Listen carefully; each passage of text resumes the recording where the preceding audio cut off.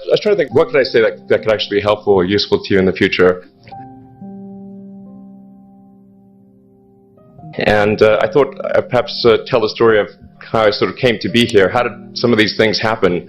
And maybe there's some lessons there, because I often find myself wondering, how did this happen? So when I was young, I didn't really know what I was going to do when I got older. People kept asking me, and eventually I thought that the idea of inventing things would be really cool. And the reason I thought that was because I read a quote from Arthur C. Clarke, which said that a sufficiently advanced technology is indistinguishable from magic. And that's really true. If you go back, say 300 years, the things that we take for granted today, you'd be burned at the stake for. You know, being able to fly, that's crazy. Being able to see over long distances, being able to communicate, having effectively, with the internet, a group mind of sorts, and having access to all the world's information instantly from almost anywhere on the earth. This is stuff that really would be magic, or would be considered magic in times past. In fact, I think it actually goes beyond that, because there are many things that we take for granted today that weren't even imagined in times past. They weren't even in the realm of magic. So it actually goes beyond that. So I thought, well, you know, if I can do some of those things, basically if I can advance technology, then that's like magic, and that would be really cool. And I also had sort of a slight existential crisis, because I was trying to figure out what does it all mean? Like, what's the purpose of things? And I came to the conclusion that if we can advance the knowledge of the world, if we can do things that expand the scope and scale of consciousness, then we're better able to ask the right questions and become more enlightened. And that's really the only way forward. So I studied physics and business, because I figured in order to do a lot of these things, you need to know how the universe works, and you need to know how the economy works. And you also need to be able to bring a lot of people together to work with you to create something, because it's very difficult to do something as an individual if it's a significant technology. So I originally came out to California to try to figure out how to improve the energy density of electric vehicles, basically to try to figure out if there was an advanced capacitor that could serve as an alternative to batteries. That was in '95, and that's also when the internet started to happen. And I thought, well, I can either pursue this technology where success may not be one of the possible outcomes, which is always tricky, or participate in the internet and be part of it. So I decided to drop out. Did some internet stuff. Did a few things here and there. One of which was PayPal. And I think maybe it's helpful to say one of the things that was important then in the creation of PayPal was kind of how it started, because the initial thought was with PayPal was to create an agglomeration of financial services. So you have one place where all of your financial services needs would be seamlessly integrated and work smoothly. And then we had like a little feature which was to do email payments. And whenever we'd show the system off to someone, we'd show the hard part, which was the agglomeration of financial services, which was quite difficult to put together. Nobody was interested. Then we'd show people email payments, which was actually quite easy, and everybody was interested. So this is, I think it's important to take feedback from your environment. You know, you want to be as closed loop as possible. So we focused on email payments and really try to make that work, and that's what really got things to take off. But if we hadn't responded to what people said, then we probably would not have been successful. So it's important to look for things like that and focus on them when you see them, and correct your prior assumptions. And then going from PayPal, I thought, well, what are some of the other problems that are likely to most affect the future of humanity? It really wasn't from the perspective of what's the rank-ordered best way to make money, which is okay, but it was really what I think is going to most affect the future of humanity. So I think the biggest terrestrial problem we've got is sustainable energy, but the production and consumption of energy in a sustainable manner. If we don't solve that this century, we're in deep trouble. And then the other one being the extension of life beyond Earth to make life multiplanetary. So The latter is the basis for SpaceX, and the former is the basis for Tesla and Solar City. And when I started SpaceX, initially I thought that, well, there's no way one could possibly start a rocket company. I wasn't that crazy. I thought, well, what is a way to increase NASA's budget? That was actually my initial goal.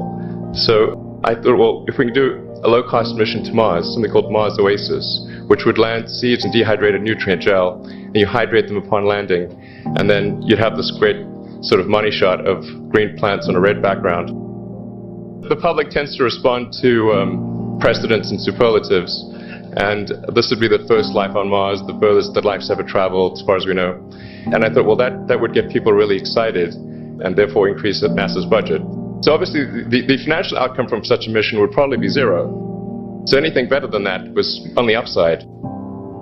So I actually went to Russia 3 times to look at buying a refurbished ICBM, because that was the best deal. And I can tell you it was very weird going there in late 2001, 2002, going to the Russian rocket forces and saying, I'd like to buy 2 of your biggest rockets, but you can keep the nuke.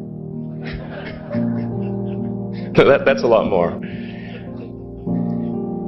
They thought I was crazy, but I did have money, so that was okay. After making several trips to Russia, I came to the conclusion that actually my initial impression was wrong, because my initial thought was, well, that there's not enough will to explore and expand beyond Earth and have a Mars base and that kind of thing. But I came to the conclusion that that was wrong. In fact, there's plenty of will, particularly in the United States, because the United States is a nation of explorers, of people who came here from other parts of the world. I think the United States is really a distillation of the spirit of human exploration. But if people think it's impossible, or it's going to completely break the federal budget, then they're not going to do it. So after my 3rd trip, I said, okay, well, what we really need to do here is try to solve the space transport problem, and started SpaceX. And this was against the advice of pretty much everyone I talked to. One friend made me sit down and watch a bunch of videos of rockets blowing up. Let me tell you, he wasn't far wrong.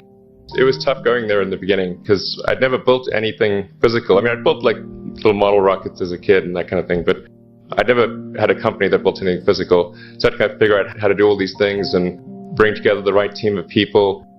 And so we did all that and then failed 3 times. It was tough going. Because the thing about a rocket is the passing grade is 100%. And you don't get to actually test the rocket in the real environment that it's going to be in. So I think the best analogy for rocket engineering is like if you want to create a really complicated bit of software, you can't run the software as an integrated whole, and you can't run it on the computer it's intended to run on. But the first time you put it all together and run it on that computer, it must run with no bugs. That's basically the essence of it. So we missed the mark there. The first launch, I was picking up bits of rocket near the launch site. It was a bit sad. But we learned with each successive flight, and were able to eventually, with the 4th flight in 2008, reach orbit.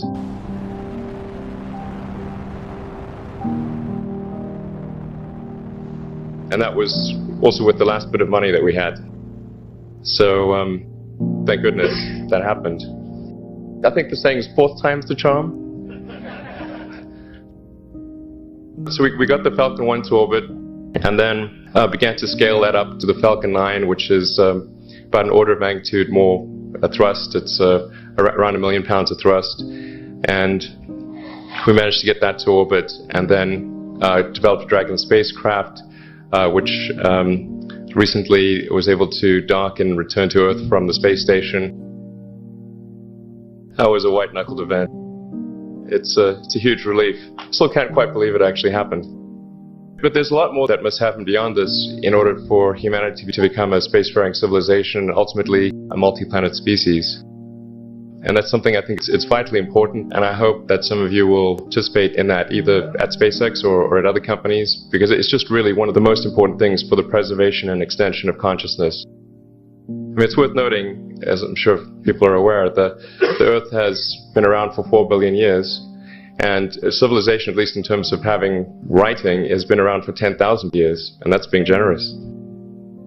So it's really somewhat of a tenuous existence that civilization and consciousness as we know it has been on Earth. And I think I'm actually fairly optimistic about the future of Earth. I don't want to sort of people to have the wrong impression that I think we're all about to die. I think things will most likely be okay for a long time on Earth. But not for sure, but most likely. But even if it's sort of 99% likely, a 1% chance, it's still worth spending a fair bit of effort to ensure that we have backed up the biosphere, planetary redundancy, if you will. So I think it's really quite important. And in order to do that, there's a breakthrough that needs to occur, which is to create a rapidly and completely reusable transport system to Mars, which is one of those things that's right on the borderline of impossible. That's sort of the thing that we're going to try to achieve there with SpaceX. And then on the Tesla front, the goal with Tesla was really to try to show what electric cars can do, because people had the wrong impression. We had to change people's perception of an electric vehicle, because they used to think of it as something that was slow and ugly and had low range, kind of like a golf cart. So that's why we created the Tesla Roadster, to show that you can be fast, attractive, and long range. And it's amazing how, even though you can show that something works on paper and the calculations are very clear, until you actually have the physical object and they can drive it, it doesn't really sink in for people. So that, I think, is something worth noting. If you're going to create a company, the first thing you should try to do is create a working prototype. Everything looks great on PowerPoint. You can make anything work on PowerPoint, but if you have an actual demonstration article, even if it's in primitive form, that's much more effective for convincing people. After we made the Tesla Roadster, people said, oh, sure, we always knew you could make a car like that. It's an expensive car, and it's low volume, and it's small and all that, but you couldn't make a real car. Like, okay, fine, you got to make that too. But I think the overarching point I want to make is that you guys are the magicians of the 21st century. Don't let anything hold you back. Imagination is the limit, and go out there and create some magic. Thank you.